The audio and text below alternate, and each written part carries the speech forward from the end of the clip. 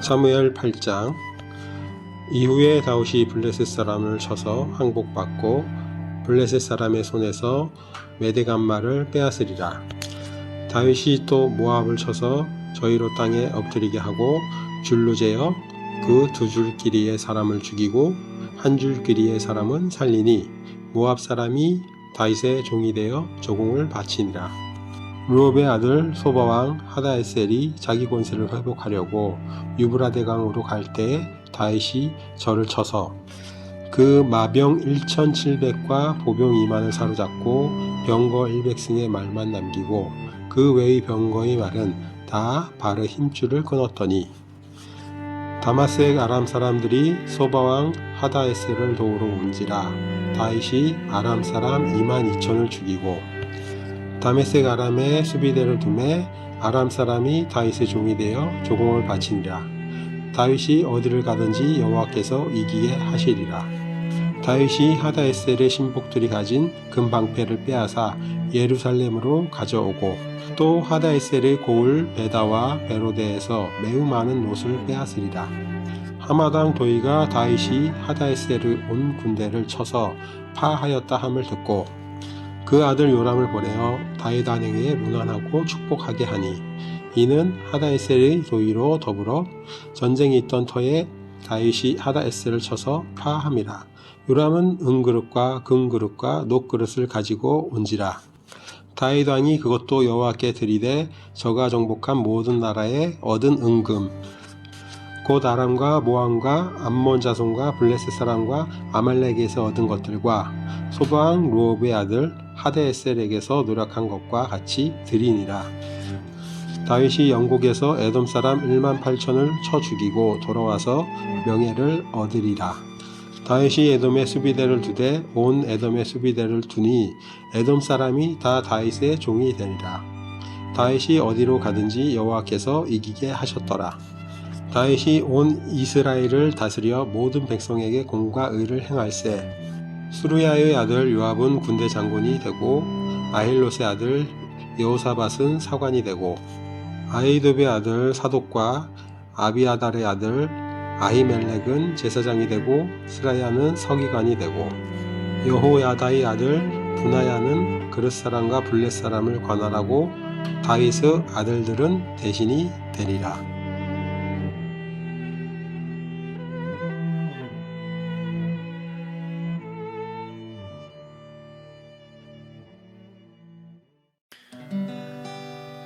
내 주 되신 주를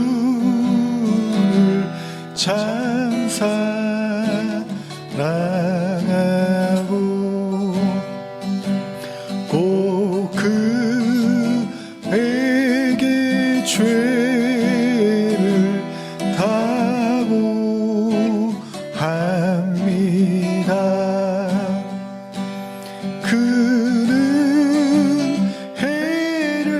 주신 내 예수 신이 이전보다 더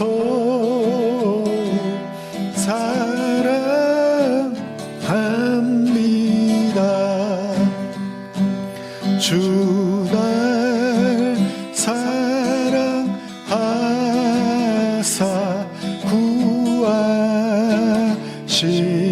구하시려고 저 십자가 고난 당하셨도다. 그 가시관 쓰신 내 주 배우니 이전보다 더욱 사랑합니다. 내 평생에 힘쓸 그 의무는 주의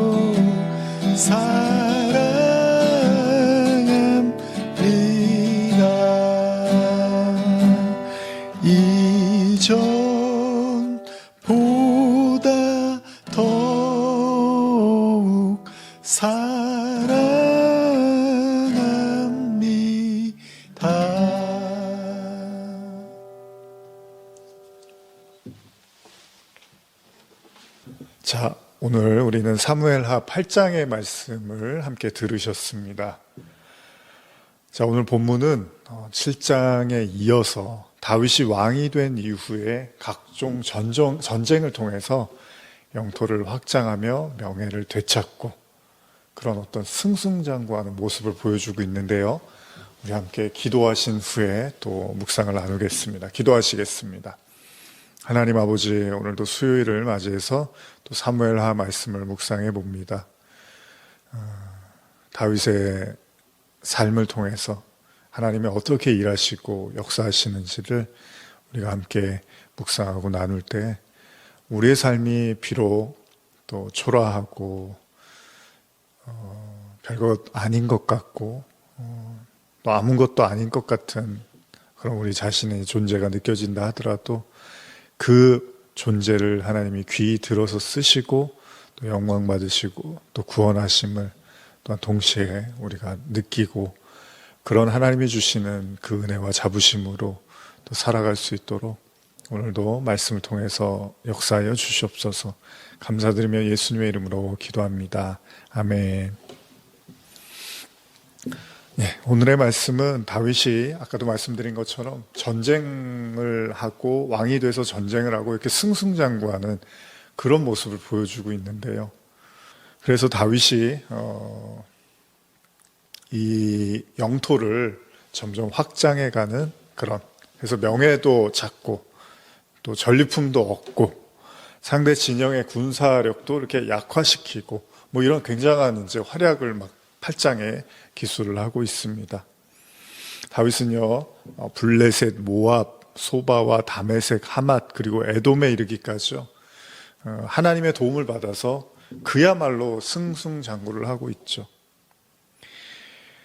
많은 전쟁이 오늘 본문을 들으시면 이렇게 나오고 있는데요. 많은 전쟁, 족속들 이렇게 이름이 등장하기 때문에 좀 복잡하고 정신없게 느껴지실 수도 있겠지만 사실은 전체적인 한 가지 큰 사실은 다윗의 시대가 그야말로 도래하고 있고 다윗이 하나님의 도움을 받아서 모든 전쟁에서 승리를 얻더라는 겁니다. 그게 사실은 오늘 그 전체 8장에 흐르고 있는 내용이잖아요. 여러 가지 이름이 등장을 하고 족속들이 나오고 전쟁들이 나오지만 중요한 사실은 하나님이 다윗의 편이 되어주셔서 다윗이 가는 곳마다 이기더라. 이것이 사무엘하 8장의 내용입니다. 근데 여러분 참 지금 이 모습은 분명히 장관이죠. 대단하죠. 이렇게 정말 의기양양하고 하나님의 도움을 받아서 정말로 이렇게 정말 담대하게 어떤 전쟁에서도 지지 않는 모습은 대단해 보입니다. 근데 여러분 다윗이 늘 이래왔던 건 아니잖아요. 물론 다윗이 굉장히 용맹한 사람은 맞죠. 골리앗과도 싸우고 그래서 정말 사울의 큰 어떤 믿음을 받았던 그래서 충신이었고 그래서 장군으로서도 아주 유명했던 사람은 맞습니다. 그러나 그 이후에 우리가 이미 사무엘상에서도 나눈 것처럼 사실 다윗의 또 인생의 대부분은 정말로 이렇게 움츠러들고 도망다니고 살뚱말뚱 버텨야만 하는 그런 모습의 시간도 결코 적지는 않았습니다. 그래서 어떻게 보면은 그동안에 이렇게 정말 움츠러들 수밖에 없이 살았던 다윗의 모습과는 너무나 대조가 되는 것처럼 지금 8장에서는 그야말로 활개를 치고 있는 거죠. 이런 모습을 보면 사실 인생은 알 수 없죠. 일반 사람들도 성도가 아니어도 하는 얘기지만 사람의 삶이라는 건 알 수 없다는 거죠. 정말로 쨍하고 해뜰 날이 오기도 한다는 거고 쥐구멍에 볕이 들기도 한다고 하잖아요. 그러니까 전혀 기대하지 않았던 그런 삶에서 정말로 기쁨의 환희의 순간을 또 맛보기도 한다는 겁니다. 물론 또 반대의 경우도 있겠죠. 이런 생각들을 하다 보면 이제 전도서 말씀이 떠오르는데요. 전도서에도 그런 이야기들이 기록이 돼 있잖아요. 뭐 전도서뿐만 아니지만 한번 제가 읽어드릴게요. 현대어 3장 1절에서 8절인데요. 모든 일에는 정해진 때가 있고 모든 목적은 다 이룰 기한이 있다. 날 때가 있고 죽을 때가 있으며 심을 때가 있고 거둘 때가 있으며 죽일 때가 있고 치료할 때가 있으며 허물 때가 있고 다시 세울 때가 있으며 울 때가 있고 웃을 때가 있으며 슬퍼할 때가 있고 춤출 때가 있으며 돌들을 흩을 때가 있고 돌들을 모을 때가 있으며 껴안을 때가 있고 껴안는 것을 멀리할 때가 있으며 구할 때가 있고 없앨 때가 있으며 간직할 때가 있고 내어버릴 때가 있으며 찢을 때가 있고 꿰맬 때가 있으며 침묵할 때가 있고 말할 때가 있으며 사랑할 때가 있고 미워할 때가 있으며 전쟁할 때가 있고 평화로울 때가 있다. 뭐 누구나 잘 아는 이야기죠. 항상 때가 있다는 거잖아요. 때가. 그렇습니다. 괴로운 날이 있으면 즐거운 날도 있고 다윗처럼 도망쳐야 되는 패배자처럼 살아야 되는 날이 있으면 또 이렇게 오늘처럼 담대하게 나가서 승리를 취하면서 정말 의기양양한 모습을 보여줄 때도 있다는 것입니다. 마치 그간의 다윗의 움츠러들었던 오랜 그런 삶. 사실 다윗은 오래전에 골리앗을 무너뜨리던 아주 용감하던 사람이었잖아요. 그럼에도 불구하고 사울의 그 그늘에 핍박에 시달리면서 살았던 그 삶도 만만치 않았잖아요. 그러나 그 모든 삶을 보상이라도 받듯이 다윗은 정말로 왕이 되고 이스라엘을 다스리는 왕이 되고 수많은 전역에서 동서남북 할 것 없이 그 모든 전쟁에서 승리를 누리는 그야말로 전성기와 같은 모습을 보여주고 있습니다. 알 수 없다는 거죠. 그리고 하나님이 더군다나 하나님이 함께하는 사람은 결코 우리가 쉽게 좌절하고 절망해서도 안 되는 거죠. 우리의 눈에 보이는 것, 우리의 시간에 잡히는 그 모든 것이 다가 아니라 하나님이 약속하시고 계획하시고 뜻하신 바가 있으면 결국은 어느 순간이 되면 그 모든 일들이 이루어진다는 겁니다.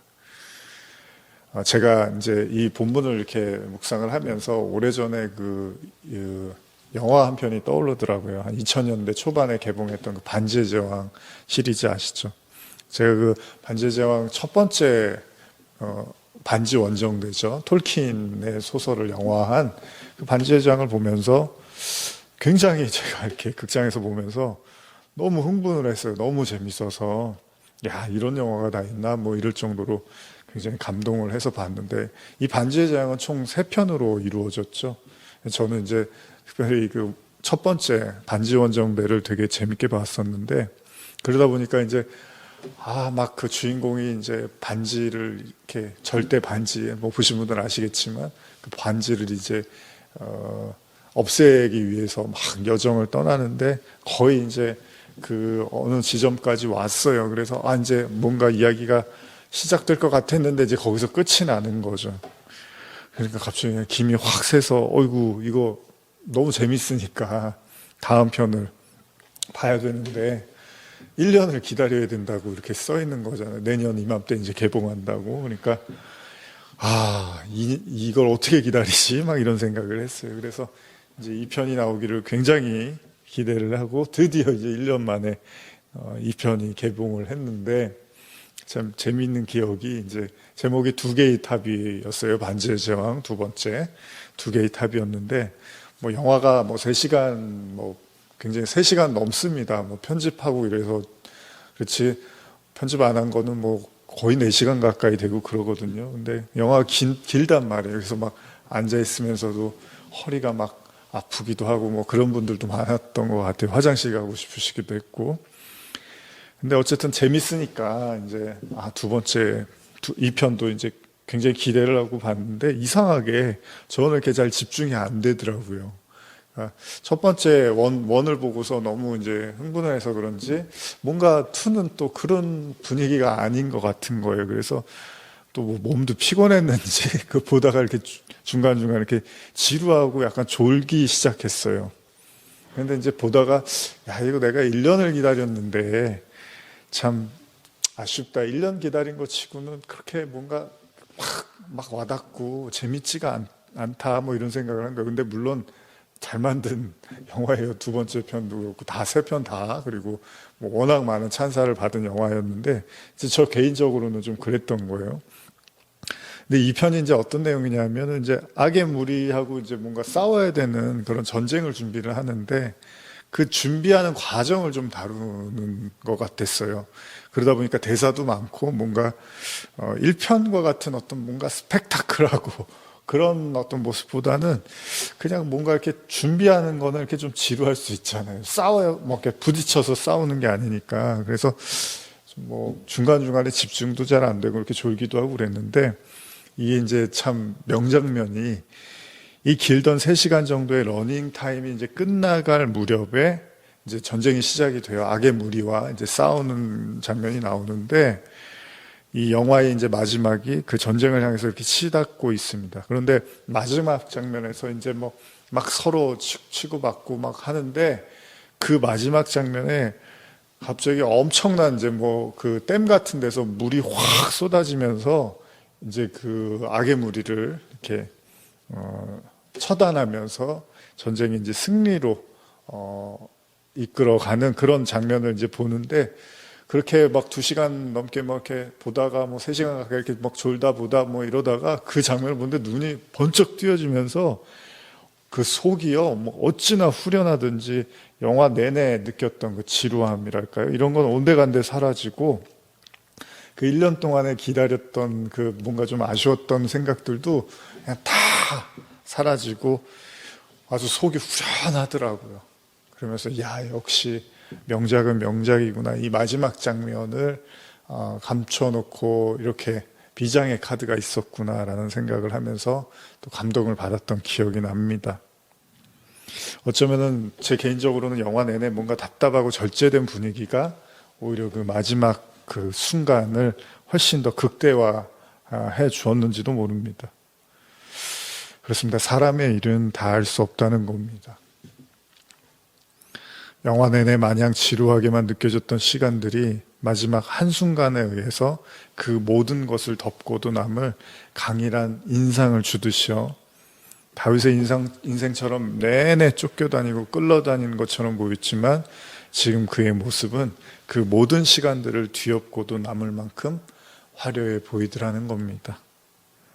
그렇습니다. 전도서의 말씀처럼 모든 것이 때가 있다는 겁니다. 울을 때가 있으면 웃을 날이 온다는 거죠. 물론 이건 내내 웃기만 하던 사람들한테는 또 울 날이 온다는 의미이기도 하겠죠. 그렇기 때문에 오늘 말씀을 묵상하는 그 한 분 한 분이 결코 그리스도 안에서 이 모든 게 내가 겪고 있고 내 눈앞에 펼쳐진 게 다 전부이겠거니라고 생각하지 않으시기를 바랍니다. 물론 너무 자만해서도 안 되지만 너무 절망할 필요도 없다는 겁니다. 언젠가 하나님이 계획하시고 약속하신 때가 오면 완전히 뒤집어 놓으실 수도 있다는 겁니다. 8장의 말씀 묵상을 하면서 이 동서남북 백방으로 승리를 울리는 승전가를 울리는 다윗의 모습을 보면서 여러분들은 무엇을 묵상하게 되십니까? 이 말씀들을 보시면서 어떤 생각이 드셨습니까? 한 가지 흥미로운 사실인데 제가 주석을 보다가 보면 이 8장의 내용이 얼핏 보면은 7장 이후에 일어난 일로 생각을 할 수 있는데 7장이 어떤 내용이죠? 7장이 다윗이 하나님을 우리 지난번에 나눈 것처럼 하나님을 위해서 그 성전을 짓고 싶어하는 마음을 고백했다가 하나님이 다윗에게 언약과 축복을 내리는 그런 장면이었습니다. 그런데 그 7장이 어떻게 시작하냐면 1절을 보시면 여호와께서 주위의 모든 원수를 무찌르사 왕으로 궁에 평안히 살게 하실 때 이렇게 기록이 되어 있어요. 여호와께서 주위의 모든 원수를 무찌르사. 근데 지금 8장에서 지금 그 일이 일어나고 있잖아요. 그러면 이 8장의 내용이 6장에 나오고 7장 1절이 이제 이렇게 시작하면 이해를 하겠는데 이미 다 무찔렀다고 했는데 8장에서 갑자기 뭔가 전쟁이 벌어지고 있는 게 뭔가 자연스럽지 않아 보인다는 거죠. 그래서 주석도 그런 얘기가 나오는데 8장의 내용은 다윗 왕이 블레셋과의 전쟁을 벌이던 5장의 내용 이후와 연결지어 보는 게 좀 더 타당하다라고 볼 수도 있다. 이런 견해가 있어요. 그러니까 5장에서 다윗이 왕이 되고 블레셋과의 전쟁을 펼치잖아요. 블레셋이 쳐들어오기도 하고 다윗이 가기도 하고. 그리고 나서 요 8장이 붙고 그리고 나서 이제 뭐 6장의 법궤로 옮기고 뭐 7장 내용이 나오고 이러면은 좀 더 자연스럽지 않나. 근데 7장에서의 내용이 8장에 이런 내용이 7장 이후에 나오는 게 조금 자연스럽지 않아 보일 수 있다는 겁니다. 그래서 저도 한번 생각을 해봤어요. 그럴 수도 있는 것 같아서. 그러면 왜 이 8장이 바로 그 5장 이후에 나타나지 않았을까? 5장이나 뭐 6장 이후에, 그러니까 7장 이전에 나타난 게 아니라 7장 이후에 등장한 걸까? 그래서 제 나름대로는 이제 한번 묵상을 해보면서 여러분들은 또 어떤 생각이실지 모르지만 그러면서 한 가지 이제 그냥 구절을 좀 생각을 해봤는데 뭐 유명한 구절입니다. 이 8장을 읽을 때마다. 예를 들면 사무엘하 8장 11절 12절인데요. 다윗 왕이 그것도 여호와께 드리되 그가 정복한 모든 나라에서 얻은 은금 곧 아람과 모압과 암몬 자손과 블레셋 사람과 아말렉에서 얻은 것들과 소바 왕 르홉의 아들 하닷 에셀에게서 노력한 것과 같이 드리니라. 이런 구절이 나와요. 근데 이 말씀의 핵심은요, 단순히 다윗이 전쟁을 벌여서 그 많은 전리품을 얻는데 혈안이 되어 있었던 것이 아니라, 그러니까 막 다윗이 전쟁 벌여서 그 전리품 챙기려고 막 그런 것들 욕심으로 전쟁을 벌인 게 아니라 그 전쟁 이후에 얻어진 예물을 다 하나님께 드렸대요. 그런 걸 보면 다윗이 마음이 하나님을 향해서 있었음은 분명합니다. 그리고 지금 그렇다고 제가 말씀드리고 싶은 게 하나님께 막 다 드렸대, 헌금했대, 뭐 예물 드렸대, 이걸 지금 제가 강조하고 싶은 게 아니고요. 그런 마음도 귀하죠. 그러나 중요한 사실은 이렇게 얻게 된 전리품들이 뭐 거기에는 이제 금도 있고 뭐 놋도 있고 여러 가지 있단 말이에요. 이런 것들이 사실 훗날 성전을 지을 때 사용이 되었대요. 솔로몬 이제 아들 솔로몬을 통해서 성전을 짓잖아요. 그때 그 성전에 필요한 그 재료들을 지금 이 다윗이 얻게 된 전리품들을 통해서 성전이 만들어졌다는 겁니다. 그러니까 이게 그러면 이걸 또 뭐 오늘날의 현실과 지어서 그러면 또 뭐 성전을 짓는 거 그런 걸로 이제 여러분들이 이해하실 수도 있는데 중요한 건 하나님이 다윗을 이기게 하신 거잖아요. 우리가 창세기를 보면요, 창세기에서 아브라함이 애굽에 기근이 찾아서 애굽에 내려갔죠. 거기서 이제 자기 아내를 누이라고 속이면서 애굽 왕한테 이렇게 넘겨줬어요.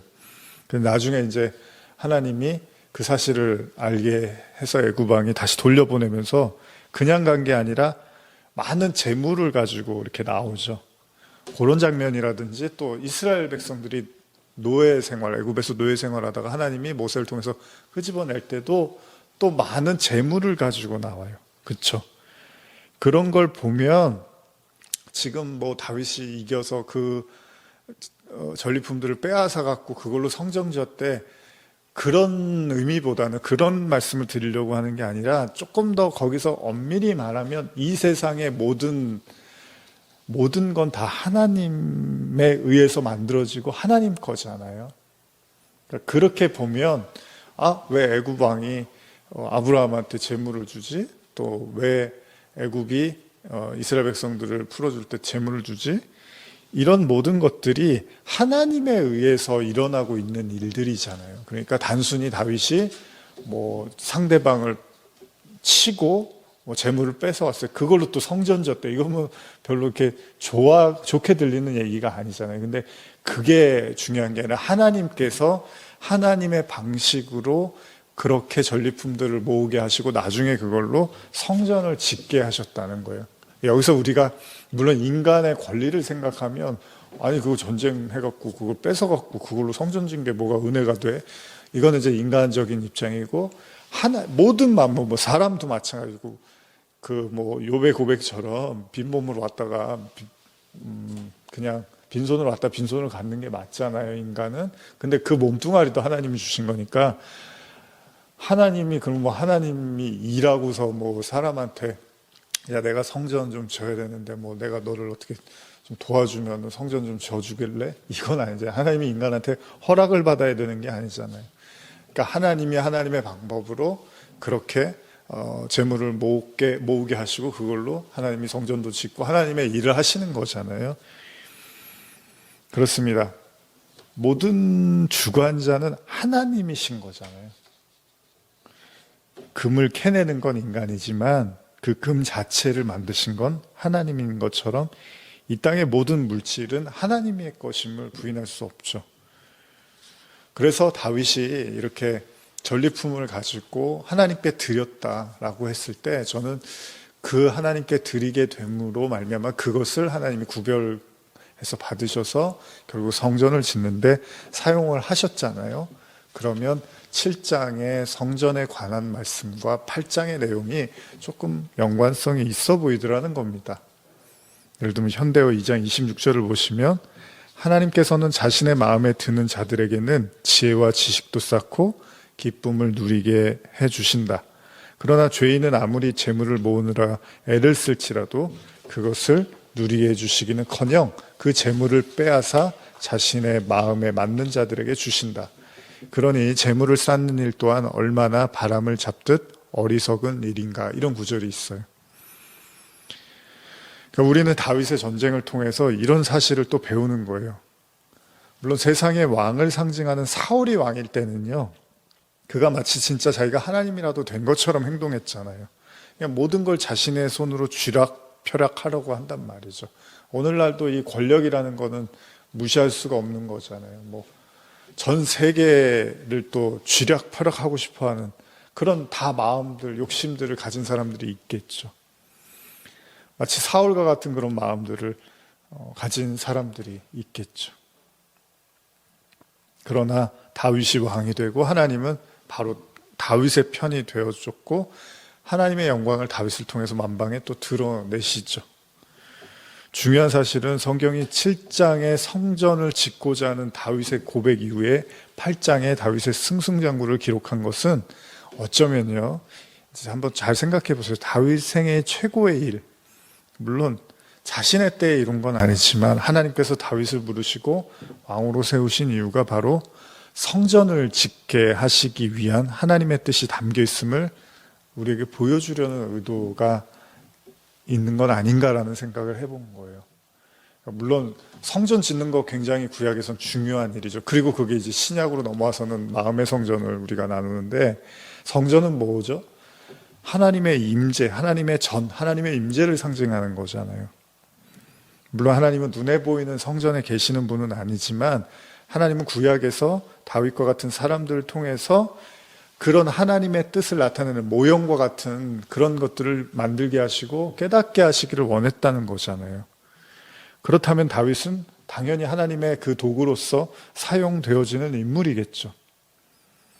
그렇기 때문에 다윗의 삶의 이유도 하나님의 임재였다는 거죠. 성전을 짓는 일, 단순히 오늘날로 막 교회 건축해갖고 크고 멋지고 화려한 교회를 만들어야 돼, 그런 차원이 아니라, 물론 다윗도 건물, 눈에 보이는 건물을 짓고자 했던 건 맞지만 성경이 우리에게 말하고 싶은 건 그게 이미 예수님 안에서 마음의 성전으로, 성령의 전으로 예수님이 결론을 내주셨으니까. 그렇다면 다윗의 삶이 왕으로서의 또 솔로몬까지 연결되는 이 과정들을 보면 결국 어쩌면 성도들의 삶의 핵심은 하나님의 임재, 하나님의 전이라는 것입니다. 성전 중심의 삶.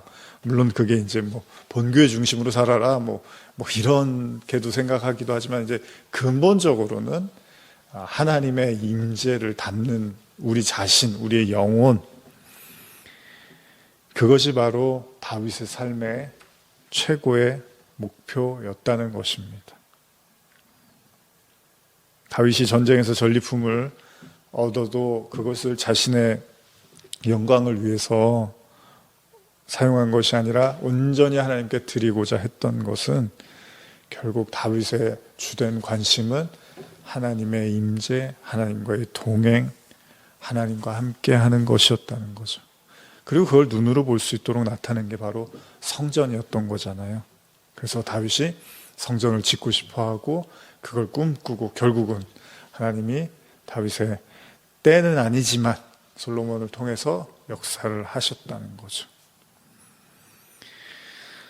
바로 이게 어쩌면 성도들이 가야 할 길이 아닌가. 우리가 바꿔 말하면 우리가 우리의 삶에서 뭐 아프고 힘들고 어려울 수도 있고 반대로 또 승승장구하는 날이 올 수도 있겠죠. 괴로우나 슬프나 뭐 즐거우나 어떤 식으로든지 우리는 살아갈 텐데 정말 중요한 사실은 우리가 우리의 삶을 통해서 하나님의 임재, 하나님의 전이 되는 것, 하나님의 임재를 위해서 모든 것을 쏟아서 살아야 될 필요가 있지 않는가. 그것이 바로 다윗이 전쟁을 이기고 하나님께 모든 것을 드린 것처럼 말입니다. 오늘 우리의 삶에서도 우리가 애쓰고 힘들게 일하고 땀 흘리고 하는 이 모든 것들이 결국은 하나님의 임재를 위해서 우리가 먹든지 마시든지 주의 영광을 위해서 하라고 한 것처럼 여러분과 제가 우리의 삶 속에서 오로지 주의 임재 안에 갇혀서 사는 그 성령의 전으로서의 삶이 되시기를 간절히 축복합니다. 우리 계속해서 아까 불렀던 찬양 하시면서 묵상하며 기도하며 마무리하겠습니다.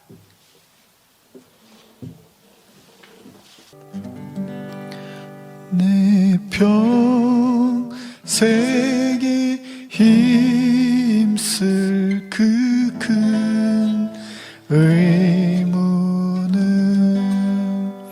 주 예수의 덕을 늘 기림이라.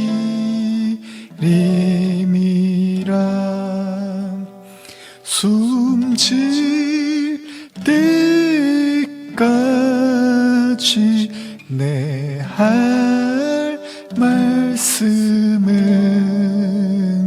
이전보다 더욱 사랑합니다.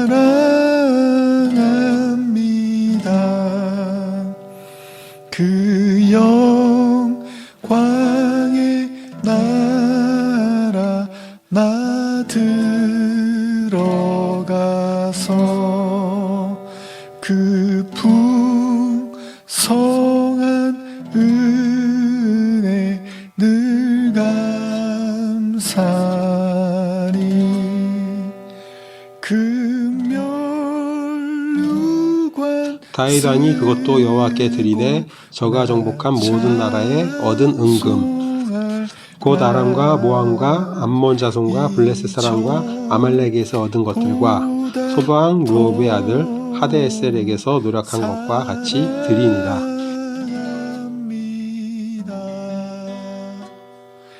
이전